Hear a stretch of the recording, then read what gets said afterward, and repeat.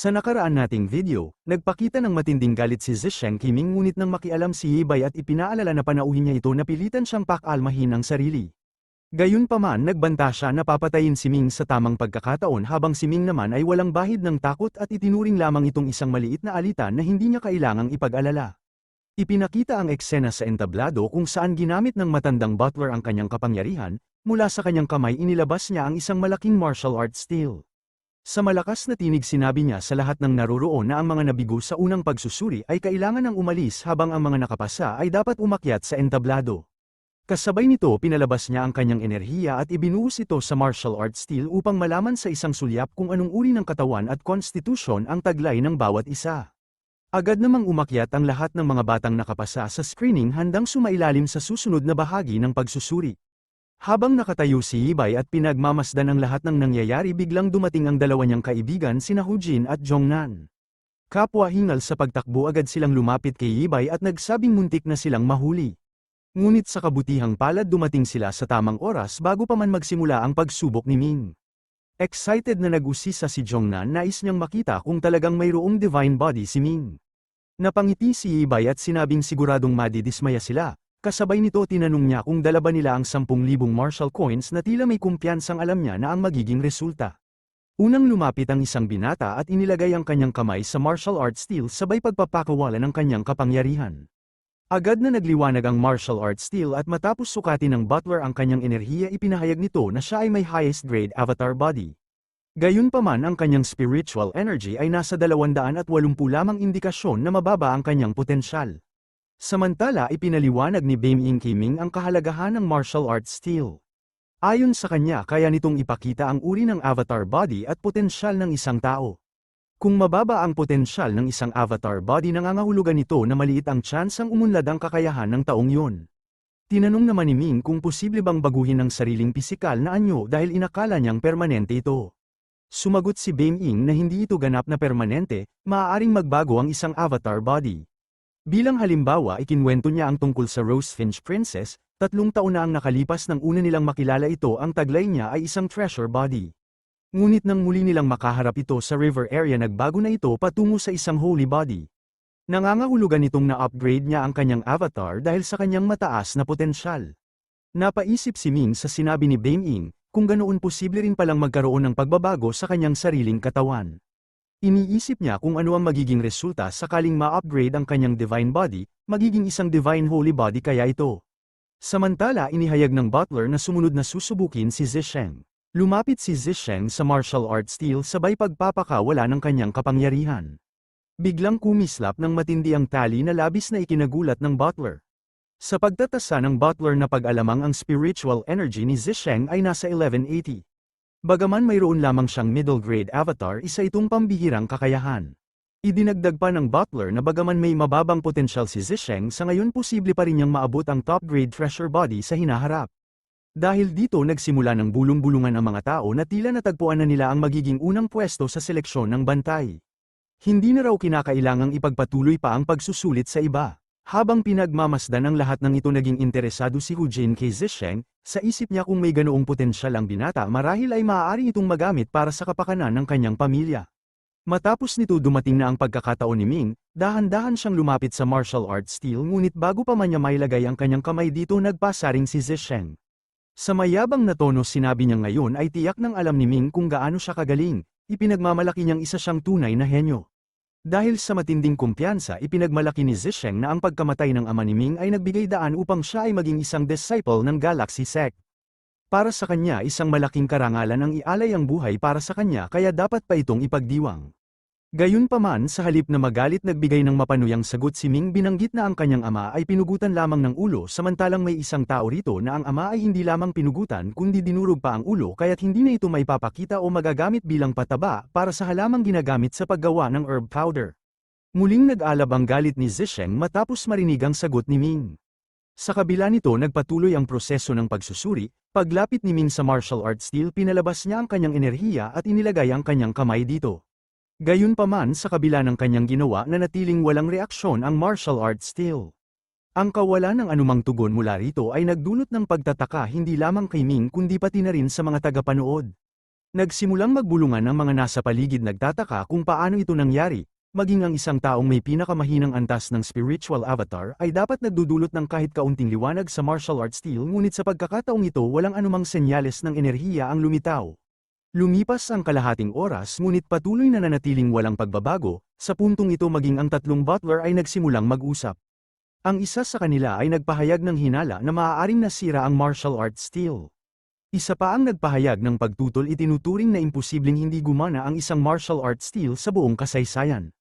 Isang butler naman ang nagpahayag na maaaring masyadong mataas ang antas ng avatar body ni Ming dahilan kung bakit hindi agad ito mabasa ng martial arts steel. Gayunpaman may pag-aalinlangan pa rin kung posible ba talagang may ganoong uri ng henyo sa buong Dongqi State. Habang mainit ang kanilang talakayan isang napakatinding enerhiya ang biglang lumabas mula sa katawan ni Ming. Isang matinding liwanag ang lumaganap mula sa martial arts steel umaabot ito hanggang sa tuktok. Ang di inaasahang pangyayari ay nagdulot ng pagkabigla sa lahat ng naroroon. Sa gitna ng liwanag isang butler ang nagpahayag na ito ay isang Supreme Triangle, isang pambihirang tanda ng pinakamataas na potensyal. Nang lumabas ang resulta na kumpirma na ang spiritual energy ni Ming ay umabot sa 18,541 antas na hindi pa kailanman naitala. Bukod pa rito natukoy na taglay niya ang isang divine body isang pambihirang katawan na may hindi matatawarang kakayahan at potensyal. Ang mga tagapanood ay hindi makapaniwala sa kanilang nasaksihan. Sa unang pagkakataon nasaksihan nila ang isang martial arts steel na naglabas ng napakatingkad na liwanag na nagpapahiwatig ng hindi pangkaraniwang talento. Ang ideya na may ganoong henyo sa Dongqi State ay hindi madaling tanggapin. Sa kabila ng pagkagulat ng marami si Hibay ay lubos na natuwa, hindi maitago ang kanyang kasiyahan nang makita ang resulta. Ipinahayag niya ang kanyang labis na paghanga at pagkilala sa kakayahan ni Ming iniisip na tunay itong karapat-dapat na tawaging kanyang sworn brother. Lubos na nagulat sina Hu Jin at ang kanyang kaibigan sa kanila tinanong si Hibay binabanggit na naaalala nila kung paano iniligtas ni Ming ang kanyang buhay ngunit kailan ito naging kanyang kapatid. Sa mahinahong tugon ipinaliwanag ni Hibay na magkakaroon sila ng isang seremonya upang opisyal na gawin siyang kanyang kakambal. Mabilis niyang idiniin na ang binatang ito ay magiging bahagi ng kanyang pamilya kaya't hindi na magkakaroon ng pagkakataon ang iba na kunin siya. Samantala nakilala rin siya ni Xian at agad na naalala ang nakaraan. Binanggit nito na noong sila ay pumunta upang hulihin ang Ice Beast naroon din si Ming upang kumita ng pera. Sa loob lamang ng isang taon hindi ka panipaniwala ang kanyang narating, sa kanyang paningin tunay na kahanga-hanga at kagiliw-giliw ang binatang ito. Sa kabilang dako hindi lamang nagulat si Zisheng kundi napuno rin siya ng matinding galit. Sa kanyang paniniwala siya lamang ang nag-iisang henyo ng Yi family subalit ang potensyal at avatar ng binatang ito ay tila higit pa sa kanya. Dahil dito hindi niya matanggap ang katotohanan ito. Ang tatlong butler sa kabilang banda ay labis na natuwa sa kanilang natuklasan. Lumapit sila kay Ming at nagtanong kung saan siya nagmula. Sa direkta na tugon ipinakilala ni Ming ang kanyang sarili at sinabi na siya ay nagmula sa Red Sun Sect isang maliit na sect mula sa Yang State. Gayunpaman kahit na hindi pamilyar ang tatlong butler sa pangalang Red Sun Sect nagkunwari silang narinig na nila ito at nagpahayag ng kaalaman tungkol dito.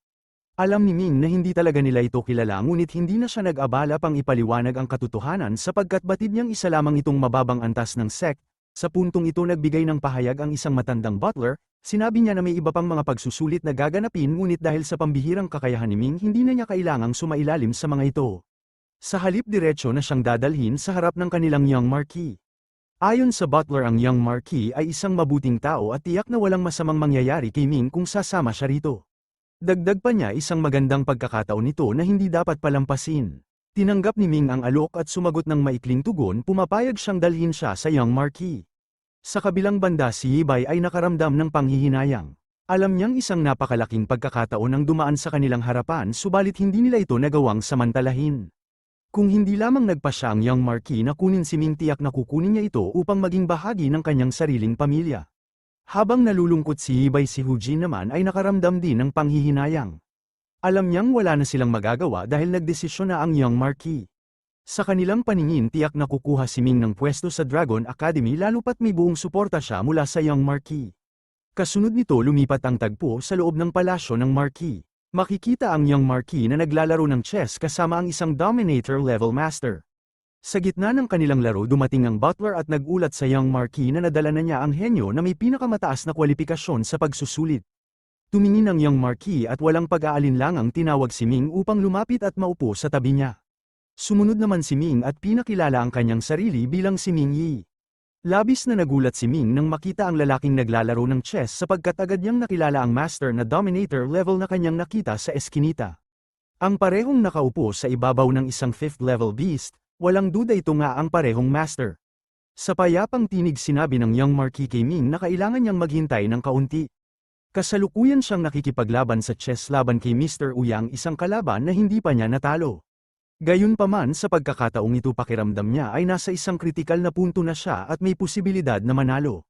Habang pinagmamasdan ni Ming ang laro napansin niyang hindi lamang isang simpleng laban sa chess ang nagaganap.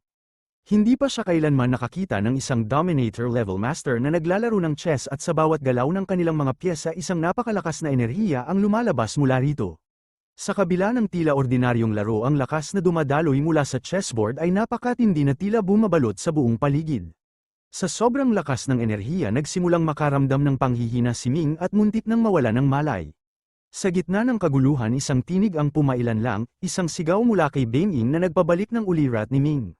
Nang magpasalamat si Ming kay Beng-ing, inamin nitong kung hindi siya tinawag maaaring tuluyan siyang mahulog sa kapangyarihan ng chessboard.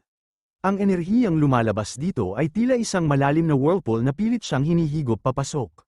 Sa pagtingin ni Beng-ing kay Ming, sinabi niyang ang 2 taong nakaupo sa harapan nila ay parehong nasa dominator level sa martial arts. Ang bawat galaw nila sa chessboard ay hindi lamang isang simpleng estratehiya kundi isang pagpapalaya ng kanilang enerhiya. Muling sinabi ni Beng-ing kay Ming na hindi ito makikita gamit lamang ang ordinaryong mata, subalit kung gagamitin ang Tai art magiging malinaw ang lahat ng enerhiyang ito pati na rin ang bawat hakbang na kanilang ginagawa sa laro. Sa puntong ito nagpasya si Ming na gamitin ang kanyang Tai art at sa sandaling ito'y nagliwanag ang kanyang mga mata at nagsimulang lumabas ang lahat ng detalye sa kanyang paningin. Agad niyang napagtanto ang nangyayari, hindi lamang isang ordinaryong laban sa chess ito kundi isang digmaan kung saan ang 2 dominator level na nilalang ay nagpapakawala ng kanilang kapangyarihan. Sa pagkakakita ng kakaibang kaalaman ni Ming, ngumiti ang young Marquis at nagtanong kung marunong ba siyang maglaro ng chess. Nais niyang malaman kung may mungkahi si Ming kung paano niya dapat gawin ang kanyang susunod na galaw. Bago pa man gamitin ni Ming ang kanyang Tai art, napansin na niya ang isang bagay at iminungkahi niya sa young Marquis ang tamang posisyon kung saan niya dapat ilagay ang kanyang pyesa. Napansin ito ni Mr. Uyang at hindi maikakailang na mangha siya. Dahil dito lumingon siya kay Ming at nagtanong kung nais ba nitong siya mismo ang humarap sa kanya sa halip na ang young Marquis. Agad namang tumayo ang young Marquis at sinabi kay Ming na siya na ang pumalit sa kanya. Gayunpaman ipinahayag niya ang kanyang matinding inaasahan, umaasa siyang hindi matatalo si Ming sa labanang ito laban kay Mr. Uyang. Umupo si Ming sa upuan ng young Marquis at muling inactivate ang kanyang Tai art. Sa matibay na determinasyon sinabi niya sa young Marquis na gagawin niya ang lahat upang mapanatili ang kanyang posisyon at lumaban para sa kanyang tagumpay. Gamit ang kanyang Tai art, malinaw na nakikita ni Ming ang bawat galaw ng kanyang kalaban, alam na niya kung ano ang susunod na hakbang bago pa ito gawin. Habang papalapit sa huling bahagi ng laban, kapwa sila naging mas mabilis sa kanilang mga paggalaw, tila isang matinding labanan ang nagaganap sa chessboard. Ang young Marquis ay lubhang namangha sa kanilang kasanayan habang napapansin niyang lalong tumitindi ang pag-atake ni Mr. Uyang. Ang kanyang enerhiya ay nagiging mas agresibo na tila nagbabadya ng kanyang nalalapit na pagkatalo. Nang tuluyang maabot ang sukdulan ng laban, napilitan si Master Uyang na tanggapin ang kanyang pagkatalo. Tumayo ito mula sa kanyang upuan, inamin ang kanyang kabiguan at tinanggap na hindi na niya kayang ipagpatuloy ang laban. Napansin naman ni Ming na ang dating nakahandang array ng master ay hindi na naging epektibo matapos siyang pumalit kay young Marquis, kaya't hindi ito nagkaroon ng pagkakataong gamitin ang kanyang buong lakas. Kung sila lamang ang naglaban mula sa simula, malamang ay iba ang naging resulta ng laban. Sa kabila ng pagtatapos ng kanilang laro, isang hindi inaasahang pangyayari ang naganap. Mula sa katawan ni Mr. Uyang, isang maitim na anino ang lumabas at agad na bumalot sa kanya. Ang biglaang paglitaw nito ay nagdulot ng pagkabigla hindi lamang kay Ming kundi maging sa young Marquis na tahimik na pinagmasdan ang nangyari.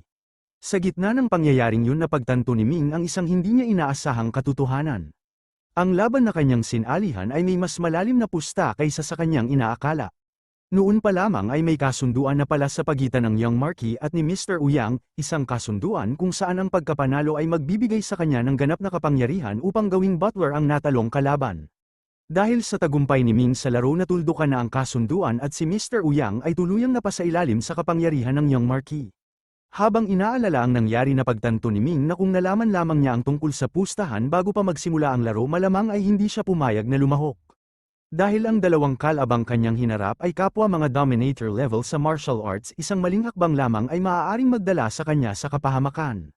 Gayunpaman hindi na niya mababago ang nangyari, ang kanyang panalo ay nagdala ng bagong sitwasyon kung saan ang Young Marquis ay mas lumakas pa. Sa bandang huli ipinahayag ng Young Marquis na bilang pagkilala sa nagawang tulong ni Ming isang gantimpala ang ipagkakaloob sa kanya. Ang gantimpalang ito ay matatagpuan sa Treasure House ng Yan State, isang lugar na naglalaman ng napakaraming kayamanan. Sa narinig hindi maiwasan ni Ming na magtanong sa sarili kung bakit siya makatatanggap ng yaman mula roon lalo pat siya ay kasalukuyang nasa Dongqui State. Sa mas malalim na pagsusuri unti-unting naging malinaw ang tunay na layunin ng Young Marquis. Ang pagsasama ng Treasure House ng Yan State sa usapan ay isang palatandaan ng kanyang balak na gawing Vessel State ang nasabing lugar. Ang pagkakaroon ng kontrol sa Yan State ay isa lamang bahagi ng mas malawak na plano at tila nagsisimula ng maisakatuparan ang layuning ito. Gayunpaman hindi pa malinaw kay Ming kung paano magpapatuloy ang lahat ng ito. Sa pagtatapos ng pag-uusap kinuha ng Young Marquis ang isang papel at iniabot ito kay Ming. Sa isinagawang talent test ipinakita ni Ming ang pambihirang kakayahan niya at dahil dito kinikilala ang potensyal niyang magkaroon ng isang maliwanag na hinaharap.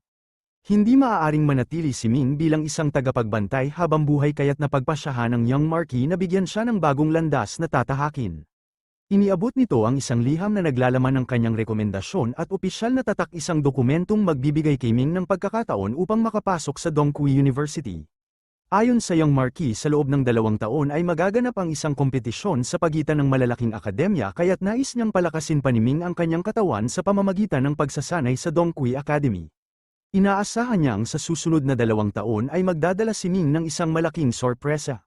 Tinanggap ni Ming ang desisyon ng Young Marquis nang may determinasyon handang pagbutihin ang kanyang pagsasanay upang mas lalong mapaunlad ang kanyang katawan. Pagkatapos nito bumaba siya sa hagdan at tuluyang umalis. Habang papalayo si Ming isang anino ang lumitaw malapit sa Young Marquis, sa katahimikan tinanong ng Young Marquis ang anino kung ano ang opinyon nito tungkol kay Ming. Ang anino na kinikilala bilang Shadow ay nagbigay ng kanyang pagsusuri. Ayon sa datos na nakalap mula sa isang sinaunang tala, ang kakayahan ni Ming ay maihahalin tulad sa isang mula sa religious sect. Kung makakasali si Ming sa Dongqui Academy sa kasalukuyang kalagayan nito, walang ibang mag-aaral sa akademya ang makakatapat sa kanya. Sa pagdududa tinanong ni Shadow kung bakit kailangang ipadala ng Young Marquis si Ming sa isang akademya sa halip na panatilihin ito sa kanyang panig. Ipinahayag ng Young Marquis ang kanyang pananaw, para sa kanya hindi nararapat na manatiling tagapagbantay si Ming habang buhay lalo pat taglay nito ang pambihirang talento. Alam niyang maraming kabataang may malaking potensyal ang maagang namamatay dahil sa kakulangan ng tamang pagsasanay at ayaw niyang mangyari ito kay Ming. Sa halip nais niyang ipadala ito sa Dragon Academy upang mapabilang sa Dragon List, isang prestihiyosong talaan ng pinakamahuhusay na mandirigma. Kung magtagumpay si Ming at maging isang tunay na dragon, hindi lamang ito magiging kapaki-pakinabang sa kanyang sarili kundi pati na rin sa kanila. Samantala bumalik si Ming sa pamilya Fang, sa kanyang pagbabalik mas lalong lumalim ang respeto sa kanya ng mga miyembro ng pamilya. Lalo namang nagpursigi si Yibay na kumbinsihin si Ming upang maging kanyang kapatid sa panunumpa. Sa kabila ng paulit-ulit nitong pagsusumikap sa huli ay pumayag din si Ming dahilan upang maging labis ang kasiyahan ni Yibay. Samantala si Hujin naman ay natalo sa kanyang pustahan kaya't napilitan itong ibigay kay Ming ang isang sandata na nagkakahalaga ng 20,000 martial coins sa halip na ang orihinal na 10,000 martial coins na dapat nitong ibigay. Gayunpaman hindi nagkaroon ng silbi kay Ming ang sandata dahil isa itong normal na espada habang taglay pa rin niya ang kanyang dragon armor sword. Dahil dito ipinalit na lamang niya ang espada kapalit ng martial arts coins. Makalipas ang ilang araw nagpaalam si Ming sa lahat at sumakay sa isang lumilipad na sedan chair kasama ang iba pa upang bumalik sa Red Sun Sect. Samantala sa panig ng pamilya Yi, isang bagong yugto ng kaguluhan ang nagsisimula. Sa loob ng silid nakaupo si Wan Liang, ang bagong pinuno ng pamilya matapos ang pagkamatay ni Master Wan Sheng. Sa gitna ng kanyang pagmumuni-muni isang lalaki ang nagmamadaling pumasok dala ang isang hindi magandang balita. Nang tanungin ng pinuno kung ano ang nangyari agad nitong ibinalita ang pagbabalik ni Zisheng. Ang pangalang ito ay nagdulot ng takot kay Wan Liang, alam niyang si Zisheng ay isang henyo, isang taong may kakayahang baguhin ang kapalaran ng kanilang pamilya. Sa kanyang pangamba tinanong niya ang lokasyon nito at napag-alamang si Zisheng ay nasa likuran ng bahay kasama ang kanyang ina. Batid ng lahat na maaaring maging mapanganib ang pagbabalik nito at may posibilidad na magdala ito ng matinding panganib sa kanila. Sa looban isang madilim na tagpo ang bumungad, nandoon si Zisheng yakap-yakap ng kanyang ina na umiiyak ng labis. Sa paligid nila nakatayo ang iba pang miyembro ng pamilya, kitang-kita sa kanilang mga mata ang galit at dalamhati. Isang lalaki ang lumapit kay Zisheng at mariing sinabi na ngayon na siya ay nakabalik na kailangan niyang ipaghiganti ang kanilang pinuno. Ipinahayag ng lalaki ang matinding pagkakasala ni Wan Liang, kung paano niya inalis ang ama ni Zisheng at naupo sa upuan ng pinuno. Sa malamig na tinig hiniling ni Zisheng na sabihin sa kanya ang buong detalye. Hindi na napigilan ng kanyang ina ang pagluha habang isinalaysay nito ang mga malagim na pangyayari. Sinabi niyang si Ming ay isang malupit na tao, walang awa nitong pinatay hindi lamang ang kanyang ama kundi pati na rin ang kanyang mga tiyuhin at mga pinsan. Ilang araw pa lamang ang nakalilipas nang bumalik ito at walang awang pinaslang ang kanyang ama, binasag ang kanyang ulo sa harap mismo ng kanilang pamilya. Sa labis na galit isa-isang nagsalita ang iba pang miyembro ng pamilya, hinihikayat si Zisheng na maghiganti hindi lamang para sa kanyang ama kundi pati na rin laban kay Wan Liang na kasabwat ni Ming. Sa nag-aapoy na damdamin agad nag-utos si Zisheng sa kanyang mga tauhan na ipaalam kay Wan Liang na naghihintay siya sa assembly hall at kailangang humarap ito sa kanya. Sa sumunod na tagpo makikita si Zisheng na nakaupo sa upuan ng pinuno sa assembly hall. Ilang sandali pa pumasok si Master Wan Liang kasama ang ilan sa kanyang mga kasamahan. Tinitigan niya si Zisheng at nagpahayag ng pagkagulat sa pagbabalik nito. Ngunit sa halip na sumagot ng seryoso na pangisi lamang si Zisheng at nagsalita ng may panunuya, sinabi niyang tila maganda ang mga araw ni Wan Liang matapos mamatay ang kanyang ama. Kalma ngunit matigas ang sagot ni Master Wan Liang, ayon sa kanya wala namang masama sa pag-upo niya bilang pinuno ng pamilya sapagkat siya ay hinirang ng kanilang angkan, bilang isang elder may karapatan siyang humalili sa pamumuno. Isang lalaki mula sa kanyang mga kasamahan ang nagsalita, sinabing ang ama ni Zisheng ay isang malupit na pinuno, isang taong walang awa sa kanilang pamilya. Sa kabaligtaran si Master Wan Liang ang itinuturing nilang nararapat na mamuno. Ngunit isang binata mula sa hanay ng pamilya Yi ang hindi makapigil sa kanyang galit. Mariing niyang itinuro si Zisheng at tinanong kung paano nito nagawang umupo sa upuan ng kanilang pinuno. Sa kanyang boses maliwanag ang kanyang akusasyon, dumating si Zisheng upang agawin ang posisyon ng kanilang leader. Ngunit sa halip na mainis tumawa lamang si Zisheng. Sa malamig na tinig sinabi niyang wala siyang pakialam kung sino ang nakaupo sa posisyong yun. Nang tanungin siya ni Master Wan Liang kung ano talaga ang sadya niya, ang sagot ni Zisheng ay nagdulot ng bigat sa hangin, isang utos ng kamatayan. Diretso at walang pag-aalinlangan sinabi niyang nais niyang kitilin ang kanilang buhay sa harapan niya. Kung nais nilang mailigtas ang iba pang miyembro ng kanilang pamilya, kailangan nilang wakasan ang kanilang sarili ngayon din. Kung hindi siya mismo ang papatay sa kanilang lahat, kasama ang buong angkan ng Yi. Sa matinding galit sumigaw ang mga kasamahan ni Master Wan Liang, hindi sila makapaniwala sa sinabing iyon ni Zisheng. Ngunit bago pa sila makagalaw kumilos na si Zisheng sa hindi makitang bilis. Sa isang iglap bumagsak ang mga kasamahan ni Wan Liang, wala ni isa mang nakaligtas. Nanlalamig sa takot si Master Wan Liang habang nakatayo sa harapan ni Zisheng. Sa isang mabilis na kilos inabot ni Zisheng ang mukha nito, animoy handa nang tapusin ang lahat. Ngunit sa kabila ng bantang kamatayan nagawa pang magsalita ni Master Wan Liang. Tinawag niya si Zisheng na isang halimaw na katulad ng kanyang ama, isang mamamatay tao na walang pakundangan sa kanilang pamilya. Ngunit imbes na magpigil mas lalo lamang tumindi ang galit ni Zisheng. Sa malamig na tinig sinabi niyang nagbago ang kanyang pasya. Hindi lamang si Wan Liang ang kanyang papatayin, wawasakin niya ang buong pamilya nito, at sa isang iglap natuldukan ang buhay ni Master Wan Liang.